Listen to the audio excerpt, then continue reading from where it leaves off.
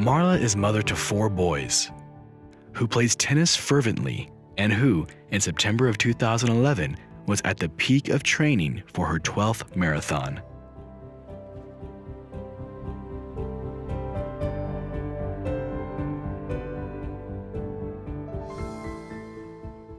It was a long weekend because it was the peak of her training for the marathon. So I believe she ran, an 18-mile on Saturday and a 19-mile on Sunday.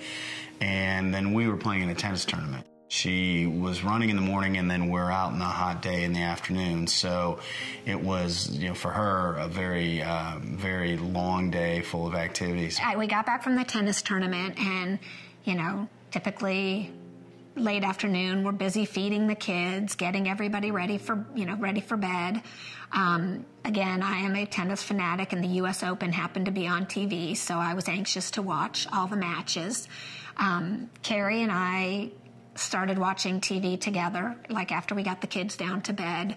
We were watching one of the matches, and Carrie decided that he wanted to go to sleep. He didn't want to watch the end of it. And he snores, so I went upstairs to our guest room so that I could continue watching the match that was on.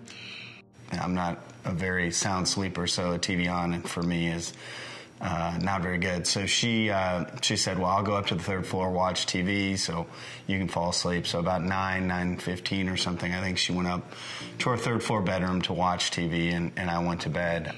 And at this stage, I have no memory. I have no memory of even the weekend. Not sure if I even turned the TV off. Don't remember any of this. But at some point, I woke up and I must have been feeling clammy or sweaty or lightheaded.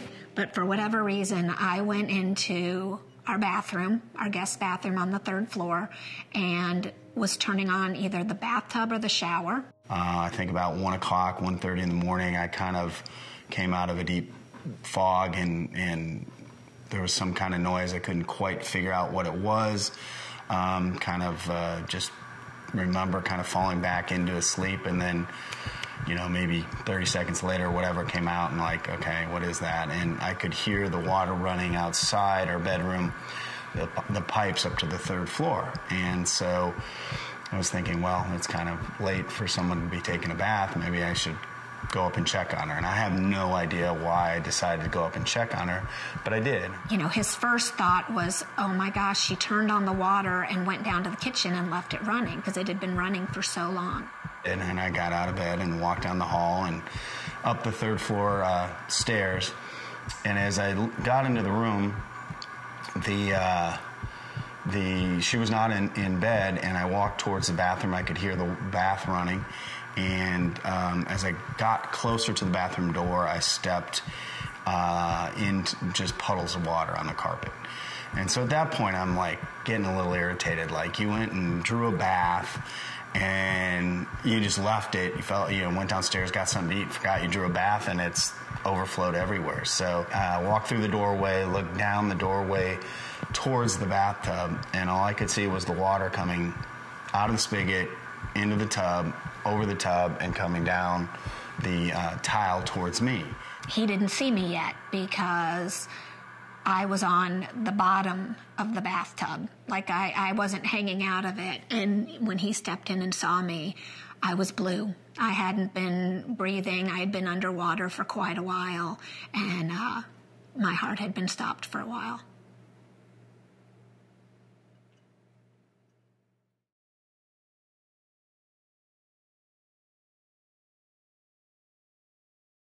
The things that go through your head are just crazy. How'd this happen? What you fall asleep in the bathtub?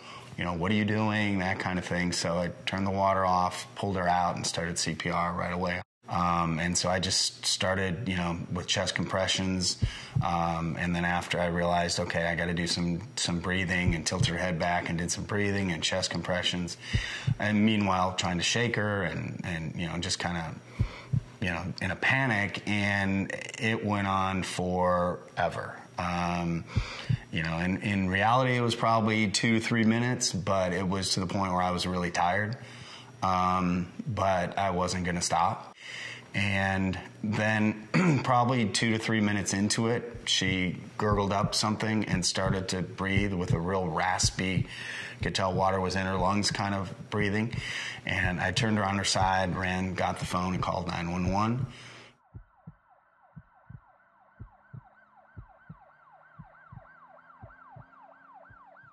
It seemed like it took forever for the ambulance to come, but, you know, it was probably 10 minutes or whatever. They came, made me go downstairs, sit in the bottom of the stairs, and so they were up there working on her, a team of 3 or 4 people. You know, I kept wanting to go up there and, you know, kept hollering up, is she still breathing? Is she okay? They were not really responding to me. They were obviously busy working on my wife, so that was obviously key. What was really troubling, though, is they came and brought her down the stairs in a body bag. And at that point, I lost it. I thought, okay, she's dead, and they're taking her down in a body bag. And they were like, no, no, no, no. We can't get a straight stretcher up these stairs, so we're using this to maneuver down the stairs. And so at that point, they took her down, put her in an ambulance, and took her off to the ICU. The main thing I remember thinking when I woke up in the hospital, and the thing that stays with me more than anything, and I truly, truly think of this daily, is I'm just so grateful that I'm here for my kids.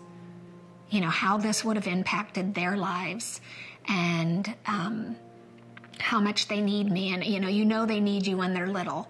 And I really thought, oh, you know, once they grow up, they won't need me, and, you know, it won't be as important for me to be around.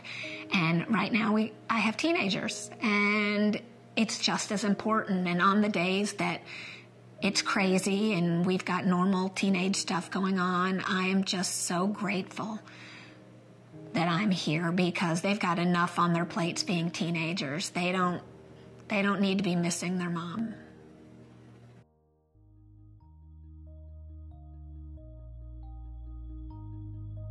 When I had my accident, I was perfectly healthy, and it really came as a shock to my family and I, as to many other people, that this could happen.